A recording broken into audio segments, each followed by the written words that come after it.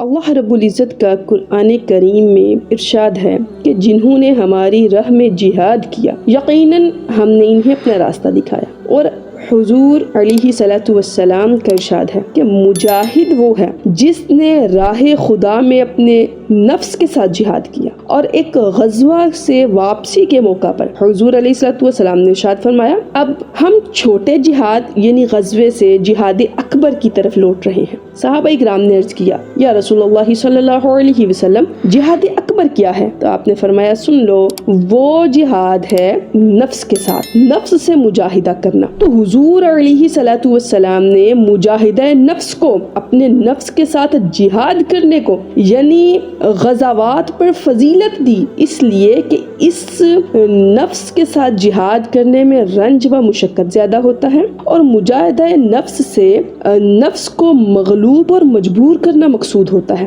تو جو انسان اپنے نفس کے ساتھ جہاد کرے گا، یہ بات یاد رکھ لیجئے، وہ عزت پائے گا، اور جو اپنے نفس کے پیچھے چل پڑے گا وہ تباہ و برباد ہو جائے گا۔